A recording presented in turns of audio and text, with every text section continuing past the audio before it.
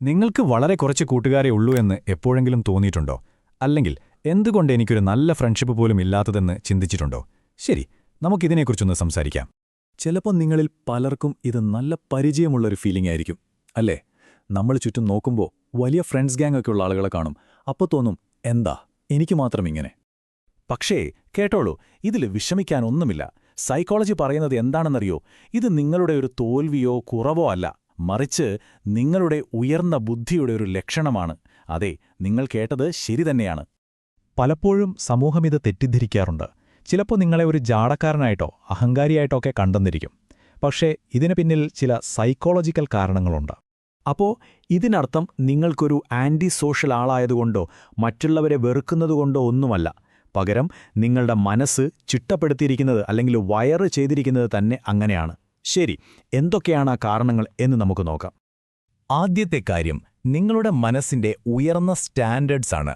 എന്തുകൊണ്ടാണ് നിങ്ങളുടെ മനസ്സ് എല്ലാവരെയും അടുപ്പിക്കാത്തത്, ചിലരെ മാത്രം തിരഞ്ഞെടുക്കുന്നത് എന്ന് നമുക്ക് നോക്കാം. ഏറ്റവും പ്രധാനപ്പെട്ട കാരണം നിങ്ങൾ ബന്ധങ്ങൾക്ക് വലിയ വില കൊടുക്കുന്നു എന്നതാണ്. നിങ്ങൾക്ക് വേണ്ടത് ആഴത്തിലുള്ള കണക്ഷനുകളാണ്. വെറുതെയുള്ള ഉപരിപ്ലവമായ സംസാരങ്ങൾ, ആ സ്മോൾ ടോക്ക്, അതൊന്നും നിങ്ങൾക്ക് ഒട്ടും ഇഷ്ടമായിരിക്കില്ല. നിങ്ങളുടെ ബ്രെയിൻ എപ്പോഴും പുതിയ കാര്യങ്ങളും ഡീപ്പായിട്ടുള്ള ഐഡിയാസുമാണ് തേടുന്നത്. നിങ്ങളെ മെന്റലി ഡ്രെയിൻ ചെയ്യുന്ന സംസാരങ്ങളോ ഫീക്കായിട്ടുള്ള ഫ്രണ്ട്ഷിപ്പുകളോ നിങ്ങൾക്ക് വേണ്ട. അതുകൊണ്ട് തന്നെ ശരിക്കുമുള്ള ആത്മാർത്ഥമായ ഒരു ബന്ധം കിട്ടുന്നതുവരെ ഒറ്റയ്ക്കിരിക്കുന്നതാണ് നല്ലതെന്ന് നിങ്ങളുടെ മനസ്സ് പറയും. അടുത്ത കാരണം കുറച്ചുകൂടി ന്യൂറോളജിക്കലാണ്. അതായത് ഹൈ സോഷ്യൽ സെൻസിറ്റിവിറ്റി. ചില ആളുകളുടെ നെർവസ് സിസ്റ്റം അല്ലെങ്കിൽ നാഡീവ്യൂഹം കുറച്ചധികം സെൻസിറ്റീവായിരിക്കും. അതായത് ഒരുപാട് ആളുകളുമായി ഇടപഴകുമ്പോൾ നിങ്ങളുടെ ബ്രെയിനിന് സാധാരണയിലും കൂടുതൽ എനർജി ഉപയോഗിക്കേണ്ടി വരും. ഇതിനർത്ഥം നിങ്ങൾക്ക് ആളുകളെ ഇഷ്ടമല്ല എന്നല്ലാട്ടോ, പക്ഷേ ഒരു ചെറിയ സംസാരം കഴിഞ്ഞാൽ പോലും നിങ്ങളുടെ ബ്രെയിനിനെ ഒന്ന് റീചാർജ് ചെയ്യാൻ കുറച്ചധികം സമയം വേണ്ടിവരും. അത്രയുള്ളൂ. ശരി, ഇനി നമുക്ക് കുറച്ച് ഇമോഷണൽ കാരണങ്ങളിലേക്ക് കടക്കാം.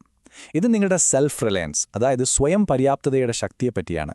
സൈക്കോളജിയിൽ ഇതിനെ ലോ സോഷ്യൽ ഡിപ്പെൻഡൻസി എന്ന് പറയും. സിമ്പിളായി പറഞ്ഞാൽ, നിങ്ങൾക്ക് സന്തോഷിക്കാൻ മറ്റുള്ളവരുടെ അപ്രൂവൽ വേണ്ട. നിങ്ങളുടെ പ്രശ്നങ്ങൾ ഒറ്റയ്ക്ക് കൈകാര്യം ചെയ്യാൻ നിങ്ങൾക്കറിയാം. ഇതൊന്ന് നോക്കൂ. മറ്റുള്ളവരുടെ അംഗീകാരം തേടി നടക്കുന്നവർക്ക് ഒറ്റയ്ക്കാവുന്നത് ഒരു പേടിയായിരിക്കും. പക്ഷേ നിങ്ങൾക്കങ്ങനെയല്ല. നിങ്ങളുടെ സ്വന്തം ലോകത്ത് നിങ്ങളുടെ കൂടെ തന്നെ സന്തോഷമായിരിക്കാൻ നിങ്ങൾക്ക് പറ്റുന്നുണ്ട്. അടുത്ത പോയിന്റ്, ഇത് വളരെ ഇൻട്രസ്റ്റിംഗ് ആണ്.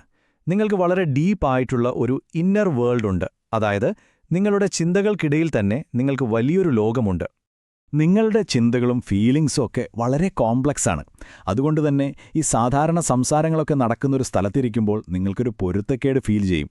സ്വാഭാവികമായും നിങ്ങൾ അത്തരം സാഹചര്യങ്ങളിൽ നിന്ന് ഒഴിഞ്ഞുമാറും. അവസാനത്തെ കാരണം ഒരു പ്രൊട്ടക്റ്റീവ് ഷീൽഡ് പോലെയാണ്. അതായത് നിങ്ങളുടെ പഴയ അനുഭവങ്ങൾ കാരണം നിങ്ങളൊരു ട്രസ്റ്റ് ത്രെഷോൾഡ് വെച്ചിട്ടുണ്ട്. എല്ലാവരെയും അങ്ങ് പെട്ടെന്ന് വിശ്വസിക്കില്ല.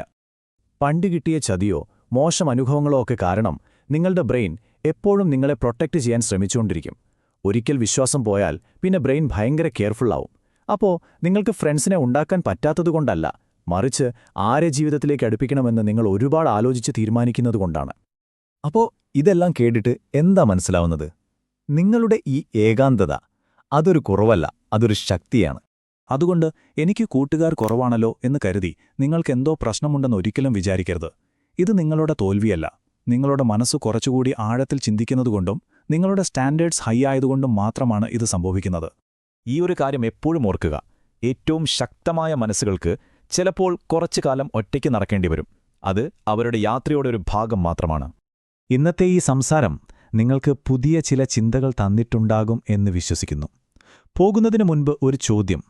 നിങ്ങളുടെ ഈ ഏകാന്തത അത് നിങ്ങളെ പഠിപ്പിച്ച ഏറ്റവും വലിയ പാഠമെന്താണ്? ഒന്ന് ആലോചിച്ചു നോക്കൂ. മനസ്സിനെക്കുറിച്ചുള്ള മറ്റൊരു വിഷയമായി നമുക്ക് വീണ്ടും കാണാം.